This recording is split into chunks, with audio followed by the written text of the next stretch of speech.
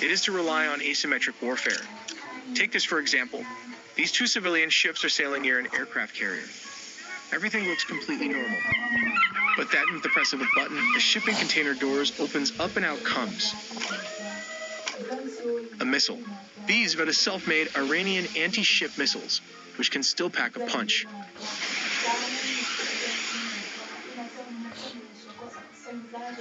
This is instantly followed by a swarm of low-flying drones and fast attack boats from within the cargo ships, and not to forget the small midget submarines. These submarines can launch torpedoes at the same time. In quick succession, it can pass through the carrier's strike group defense system and even achieve 10% impact.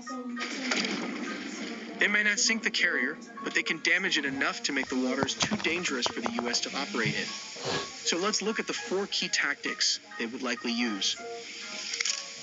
Tactic 1. First and perhaps most famous is the swarm.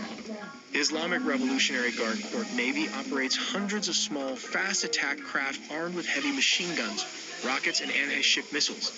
The tactic here is simple, but deadly. Instead of trying to fight a U.S. destroyer one-on-one, which they would lose, they deploy dozens of small boats simultaneously from every direction. The goal is to overwhelm the U.S. ship's defensive systems, like the Phalanx, by presenting more targets than the ship can track and destroy at once. Moving to Tactic 2, mining the Strait. Next, we have the silent killer, mining the Strait of Hormuz. This is the world's most critical oil choke point. Iran maintains an inventory of thousands of naval mines, including smart mines that can listen for the specific acoustic signatures of enemy ships. In a conflict, Iran could use submarines, small boats, or even disguised civilian vessels to drop mines right into the shipping lanes. The goal here isn't just military, it's economic. This would deny the U.S. Navy safe passage and immediately spike global oil prices, inflicting massive economic pain on the U.S. and its allies. Here comes Tactic 3, the kill zone. Third is the geographic advantage, coastal missile batteries. The Iranian coastline is mountainous and rugged, perfect cover for mobile missile launchers. The regime also employs shoot-and-scoot tactics using truck-mounted cruise and ballistic missiles. They fire a missile and immediately move to a new hiding spot before the U.S. can strike back. This effectively turns the Gulf into a kill zone, where U.S. ships are under constant threat of fire from land with nowhere to hide. Tactic 4.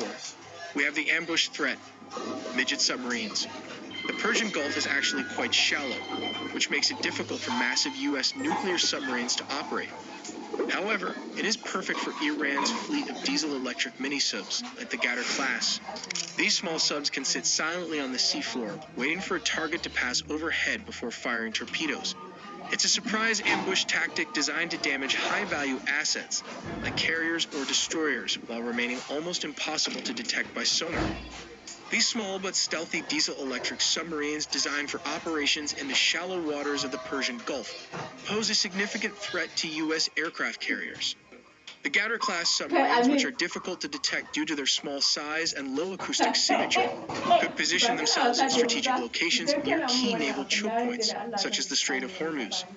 Equipped with heavyweight torpedoes and capable of deploying naval mines, these submarines could launch surprise attacks on U.S. aircraft carriers.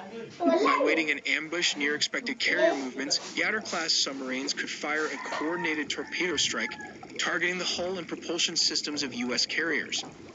A successful torpedo strike on an aircraft carrier could disable its flight deck operations, significantly reducing the U.S. Navy's ability to project air power in the region.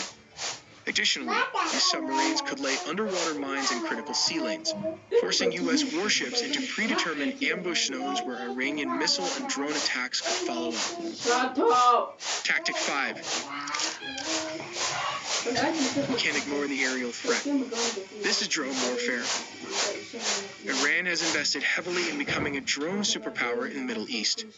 In a conflict, they would use UAVs not just for surveillance, but as loitering munitions, essentially suicide drones. The tactic is to launch them in massive waves to crash into the sensitive radar dishes and flight decks of U.S. ships. The goal is deploy the fleet's sensors and halt flight operations, leaving the ships vulnerable to missile attacks. Let's look at Tactic 6.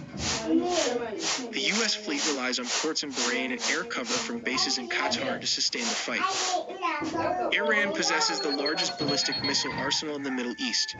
Their strategy includes massive missile barrages targeting these static headquarters and logistical hubs. The goal isn't just to destroy buildings, but to deny the U.S. Navy the fuel, ammo, and command support it needs to stay in the fight. If the ships have nowhere to dock, they can't stay in the Gulf. Iran's military strategy for targeting U.S. air bases in the Middle East would likely rely on a coordinated, multi-domain approach. By combining its missile arsenal, drone capabilities, and proxy forces, Iran aims to overwhelm